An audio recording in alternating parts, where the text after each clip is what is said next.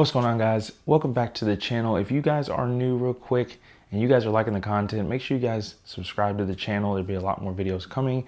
And if you're not new, well, welcome back. As always, we appreciate the support. Today we're talking about credit cards, specifically the Apple Card and how it stacks up to other credit cards. Maybe you have another credit card here in 2025, how it stacks up against those other credit cards. We're talking about benefits, we're talking about drawbacks, and why it may be worth it to you or not. So let's get into it. Well, first off, what even is the Apple Card, you might be asking? Well, Apple launched the Apple Card back in 2019, and they made it to where it's gonna be a modern credit card scheme. So not just the design, but the use of it was gonna be simple yet modern, right on your phone. So they partnered with Goldman Sachs, a very premier banking financial service, to issue the card and back their financial service and plan. So they don't have to do that themselves, right? So that was how that happened. And then 4 or 5 years down the line now. So with that, you have Goldman Sachs backing the financial aspect of the Apple Card, and then you have Apple with its values backing the structure of the Apple Card and how it's going to be used. Now, if you know anything about Apple, you know they care about transparency, privacy, and simplicity, and that doesn't go away with the Apple Card. So applying for the Apple Card. Apple makes it really, really simple. You just go straight through the Wallet app, and you can apply for it there, and within minutes you'll know whether you're approved or not. You don't have to have a separate app or a separate login for anything. You go right through the Wallet app and you can apply right through there. They'll let you know whether you're approved, and then your digital card, if you're approved, is pretty much ready to go right from there. You can begin using the Apple Card digitally, and obviously they'll print you one and mail you a physical card so you can get the sleek card to have in your wallet. So let's get into the benefits of the Apple Card. First up is going to be the cashback features for the Apple Card. They call it daily cash. So you get a percentage of your purchases back onto your Apple Card, and they call it Apple Cash. So it's readily available and ready to use in a specific account that is made automatically. So you don't have to do any extra setup or anything like that. The cashback is right there from your wallet app. So you do get 3% daily cash from Apple purchases and select merchants like I think Uber, Nike, and maybe T-Mobile, something like that, where there's other merchants as well where you get 3% cash back, 2% if you use Apple Pay, which is becoming more popular now around retailers and e-commerce, online as well. And then you get 1% for any time you use the physical card. That could be at a retailer or gas station, whatever the case is. So anytime you use that card, pretty much you get 1% back automatically. Next benefit, and I know this is gonna be a big question, is about the fees. So a lot of times credit cards, you'll have an annual fee, late fees, things like that. Foreign transaction fees, if you're buying overseas, there are no fees on the Apple Card. So no annual fee to have the card, to use the card, no limit to where you have to use the card to reach a certain amount, no transaction fees overseas, no late fees as well, no penalties for using the card. And the last benefit really is just the simplicity of the use of the card, right? So the billing cycle is always at the end of the month. There's no change on that. Just every single month at the end of the month, you'll have your balance due. They'll send you a notification, Apple will send you a notification. And you can pay it before, obviously, but you do get a payment reminder notification before the end of the month.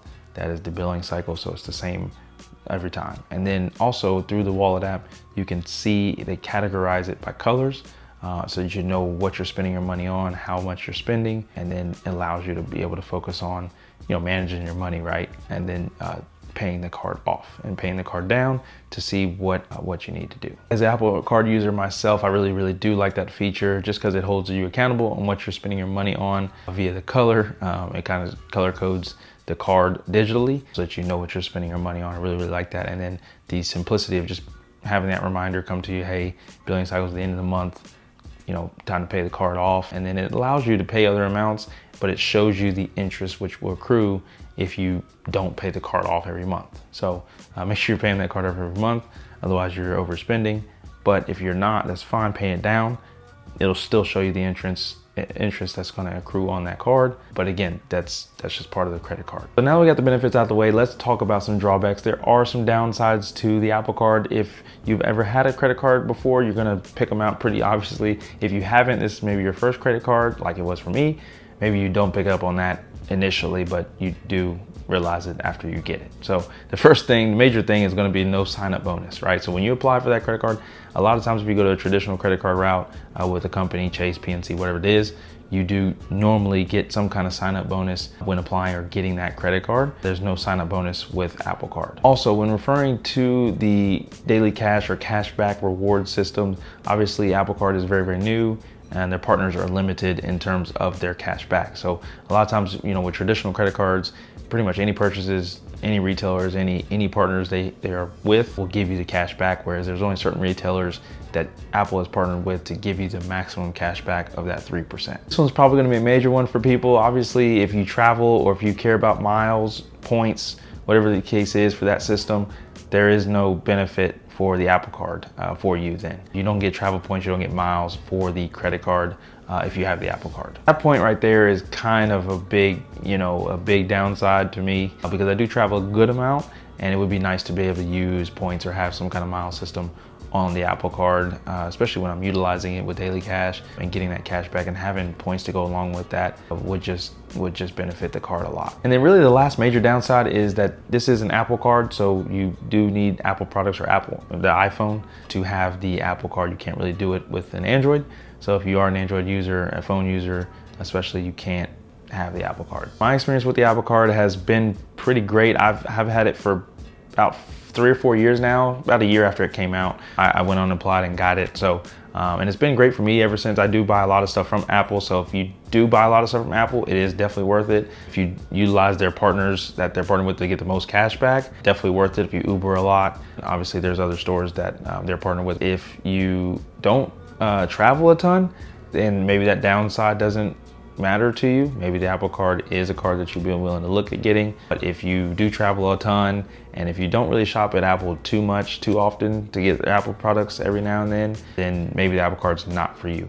For me, it's been good. If you care about a sign-up bonus, if you care about cashback rewards systems, you know, maybe look at a different credit card. If you don't care about a sign-up bonus and want the transparency features of just being able to be simple with a credit card use right on your phone without having to add additional apps and logins and things of that nature, then I think the Apple Card would be perfect. So let me know down in the comments below if you guys have any questions. So let me know if you do already have the Apple Card and how your experience is with the Apple Card, or if you have other credit cards that you like more than the Apple Card, let me know as well. And as always, if you like this video, make sure you give this video a thumbs up. Subscribe if you're new. I will say that again.